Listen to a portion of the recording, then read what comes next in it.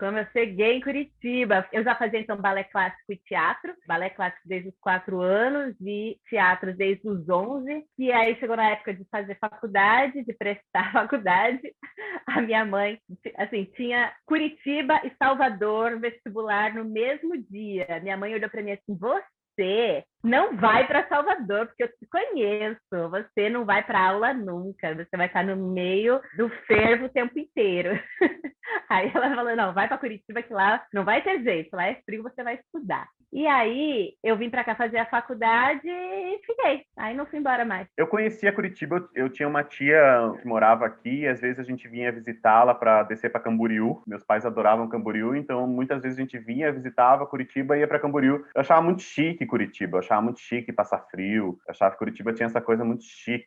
Tem-se uma coisa assim que fala de Curitiba que eu adoro e odeio ao mesmo tempo, que é que Curitiba é um celeiro de atores, né? Então Curitiba é realmente conhecida por essa arte. Infelizmente, quando você chega aqui, você descobre que não é tanto assim. Mas ao mesmo tempo também eu não queria muito, eu tinha muito, enfim, vim lá do Mato Grosso do Sul, eu tinha muito medo de Rio e São Paulo, sabe? Eu tinha muito medo de ser engolido por uma cidade como Rio e como São Paulo, que é uma cidade muito grande, com muita concorrência. Meu plano era vir para Curitiba para ser um ator, para virar um ator e para ter uma trajetória, uma carreira e depois ir para esses grandes centros. Mas por aqui eu fui ficando. Eu vim para cá, na verdade, no impulso, assim, bem no impulso. Eu fazia educação física numa cidade no estado de São Paulo, chamada Ourinhos, terminando já o terceiro ano. Eu vim para cá ficar na casa de umas amigas minhas, que são de Andirá. A gente ficou um tempo e tinha um quarto vagando lá no apartamento que elas moravam, e trocando ideias e tal. E eu já tava nessa busca, sabe, de me conectar, de saber quem eu sou, sabe, o que que eu vim fazer nesse mundo, de me descobrir mesmo. E a vinda para Curitiba me deu vários disparos, assim, porque aqui foi realmente a minha independência quanto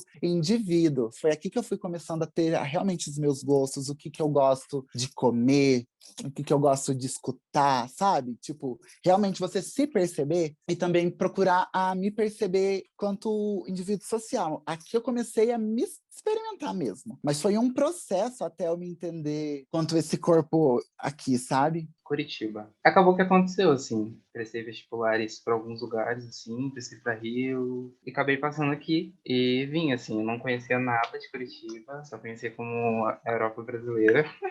Era o que a galera falava. E foi isso, assim, foi meio sem querer. Eu era de Ribeirão Preto, né? Sempre morei lá, nunca morei em outro lugar. E é uma cidade grande, mas mesmo assim não tinha tanta coisa de cultura lá, assim. Não tinha, pelo menos comparado com aqui. Quando eu vim pra cá, eu fiquei bem chocado com a quantidade de coisas que tinha, assim. Muitos teatros, cinemas, enfim, muitos eventos culturais. Mas também foi vindo pra cá que eu meio que me descobri, eu me redescobri como uma pessoa negra de verdade. Lá em Ribeirão eu estava sempre com a minha família, formada por pessoas negras, então não tinha tanto esse choque. Quando eu vim para cá, fui para a faculdade quase nenhuma pessoa negra. Morava na região central, também não tem tantas pessoas negras. Quando eu vim para cá, só pequenos atos do dia, assim, eu conseguia perceber isso. Então, eu ia pro mercado sozinho, fazer compra e aquela história, né, do segurança atrás de você, te olhando de longe. E eu não sabia o que era aquilo quando acontecia pelas primeiras vezes. Depois eu comecei a entender o que estava acontecendo. Na farmácia, a mesma coisa. E daí o que mais acontecia, que me chocou muito e me choca até hoje, porque acontece até hoje, por algumas vezes eu fui barrado, assim, de entrar no prédio. Então, às vezes, tinha alguém logo ali na portaria ou no prédio, e eu chegava para entrar, a pessoa me questionava, assim, tipo, onde você tá indo? Você quer alguma coisa? Você vem entregar alguma coisa? E isso ainda machucou bastante. E é aqueles atos de racismo que não são diretos, né? Alguém te xingando. E esse foi o grande choque de Curitiba.